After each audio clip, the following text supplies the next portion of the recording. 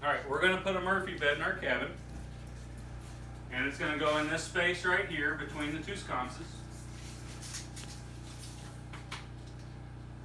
So I've got 6.5 feet to work with on the width. I'll put a queen bed that folds up there.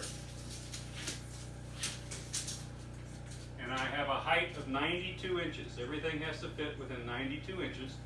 That'll determine where I put my hinge. I'm going to use a wooden hinge for this model and try to make it rustic. Okay.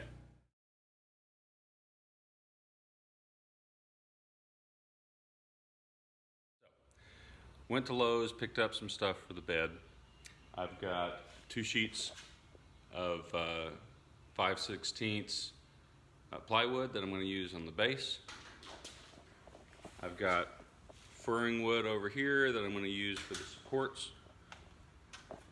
Then I've got 1x10s and 1x12. The 1x10s are going to be for the frame around the mattress, and the 1x12 is going to be to cover some stuff up. I've also got some 2x4s and 2x6s, and my trusty nail gun. Right, so I've got my nail gun, my saws, and all the other stuff. And we're going to start putting it together here in a second. 61 inches wide. This is for the mattress. I've got 2 pieces.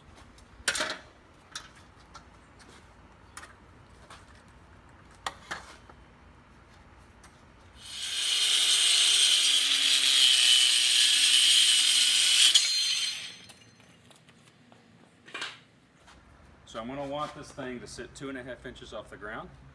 So I'm going to make 2 legs out of this 2x8, 2x6.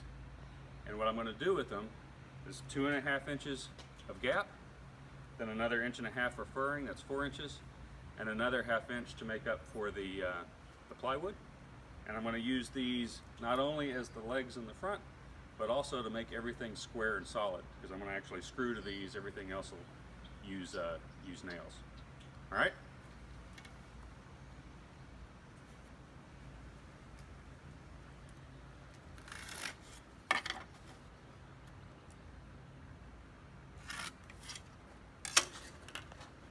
All right, we're cutting 2 additional 4-inch feet that are going to go at intermediate spacing so that we can run the furring along them and further support the plywood. And these will be 4 inches instead of 4.5, so they won't come up through the plywood.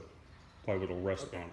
So we've cut all the coarse pieces, including the intermediate feet and a slat going across. I've got 4 inches of exposed end over here because this is where the hinge is going to go. I've got a wooden dowel for that. Now we're going to start gluing things together and clamping them together, and then bring out the nail gun. But first I've got to cut the hole for the dowel. All right, this is going to be our dowel hole, and we're using the wooden dowel that you have in a closet. I want to make sure that my 1 1/8" drill bit fits, and it does. So we cut our hinge rod already 4 inches longer than the bed is wide, so we've got 2 inches on either side. We can trim it down later if we want to, but I'm going to be able to slide this in, and now this will act as the hinge for the whole Murphy bed. Now the receiver at the bottom will be bigger. We'll do it 1.5 inches instead of 1 1/4 inches, and so the whole hinge will just set in and gravity will hold it in place. All right. So I've glued the furrings to the boards. These are going to be what the plywood rests on. And now I'm going to turn my attention to the receiver that's going to be at the bottom. Now once the glue dries, and it's almost dry, then I'll go back over with a nail gun and put 1-inch nails in to hold it together. So these are the braces that are going to go underneath. To make sure they're the same, and these are going to be 1.5 inch diameter, we want to drill a pilot hole through both of them, have them clamped together, and then I've got 2 intermediate ones that will do the same thing too. All right, after you use our pilot hole, we'll go ahead and drill with our 1.5 inches, but we do want to confirm again that our hole is in exactly the right place. And again, that means this is going to be 8 inches high.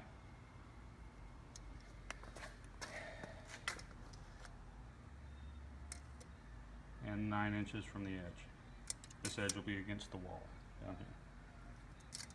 So we have the hole drilled right now for the dowel.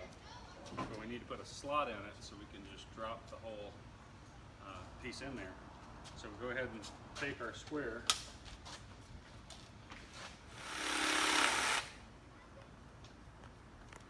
Okay.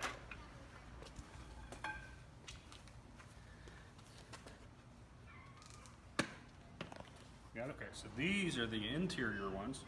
Put the same 1.25 inch hole in them, but instead of a slot, we're going to open this one up completely.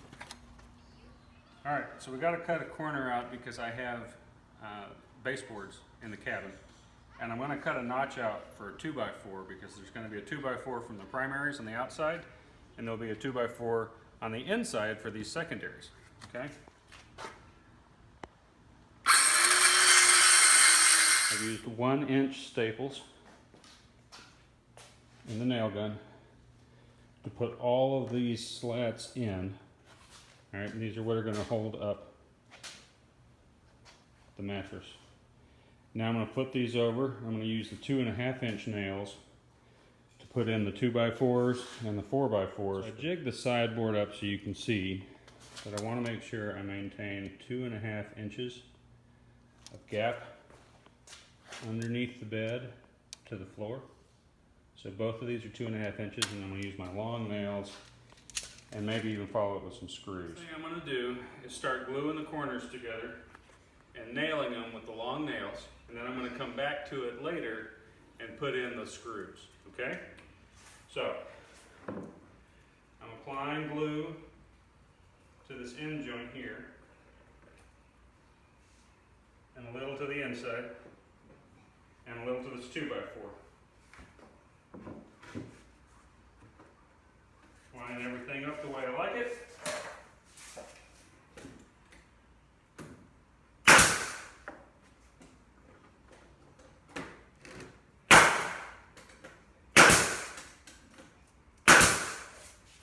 And then into the 2x4 as well. Okay, so we got all of the legs screwed in, and we have some extra screws to hold in the end. Now we want to put the plywood in. It'll square it up and keep everything really stiff. So we're going to turn it over.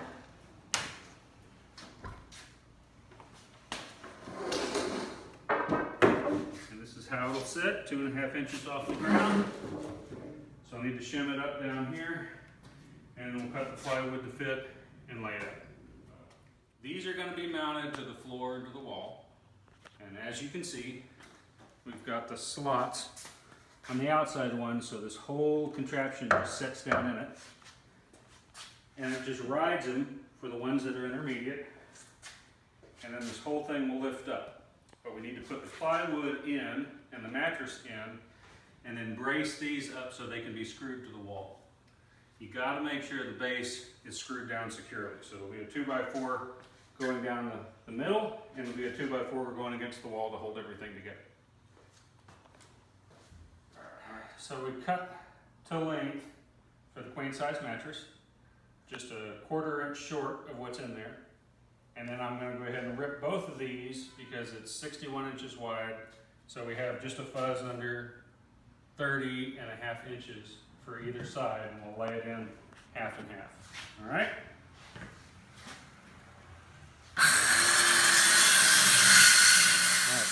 Plywood fits in there great. We're going to need to cut out where the feet are here and here, because we made them longer, so that they're going to be level with the top of the plywood.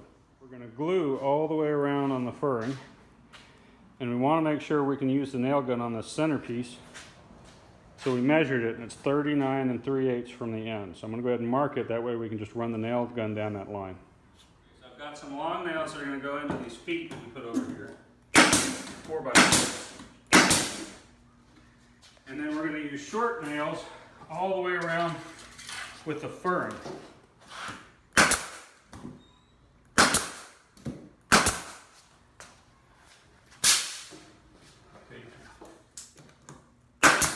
All right, we're using 1-inch nails to attach the furring all the way around, and we ran it down the center too. We drew a center line so we knew where that furring line was.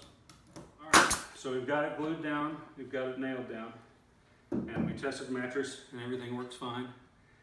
And so now I'm going to put a little routed edge all the way along here so you don't scratch yourself as you're rolling out of bed, because there's going to be 3-inch mattress above, but not a whole lot. And I got to have a little bit of gap in here so we can get sheets on and off pretty easily.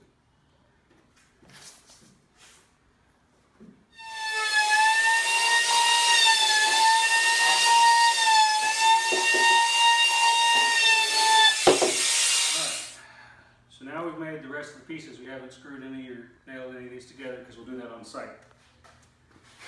This piece will be screwed directly to the wall. And then the intermediate pieces will have a support member that's screwed to it. And then the one that goes on the ground will just be screwed in from the ends. It will not be affixed to the floor. We don't want to screw up our new floor. But all of this will be the base. So when this comes down, it rests on the inside of those hinge points, and when you lift it up, all the weight is on the beams in the wall. So we added a few more braces. I put 3 more studs in at the bottom. They're glued on this side, they're screwed on the other side, and they're screwed down from here. So we're good and stiff right now. I wasn't real confident in these pieces of furring. But now we know that this is completely open, so we've got a fold-down table that'll go underneath it. You'll see it when we install.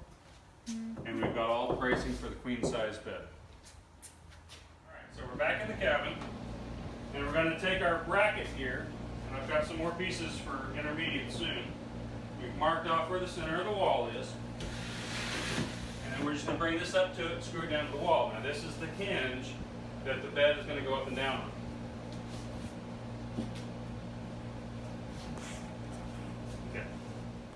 So, we're going to go ahead and drill this to the wall. We've got studs that are 16 inches apart. I've got them marked here.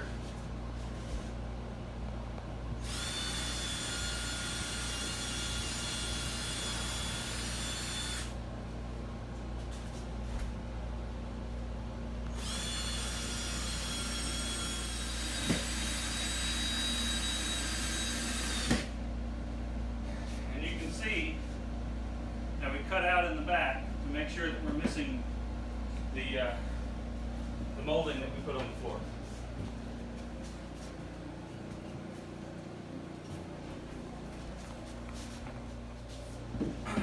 Next we got to put in the intermediate braces.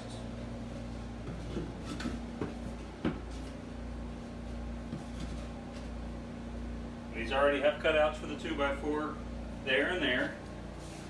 And there's going to be a 2x4 on the wall that we'll screw to.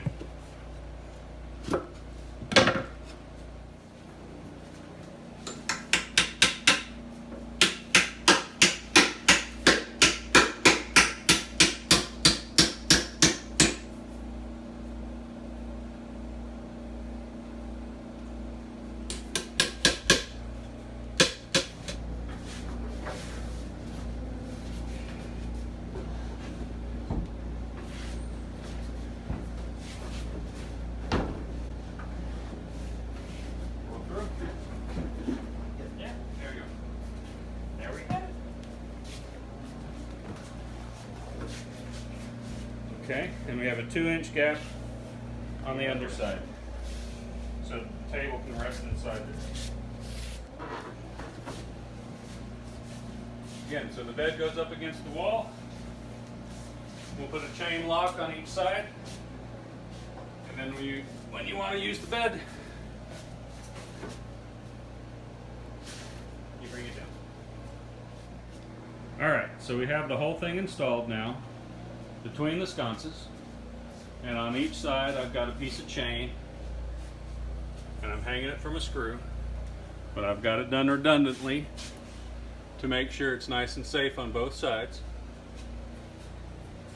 And then you can see the extra studs that I added for support all the way up and down. Looks like a pretty easy job. Here's how it works when we're done sleeping.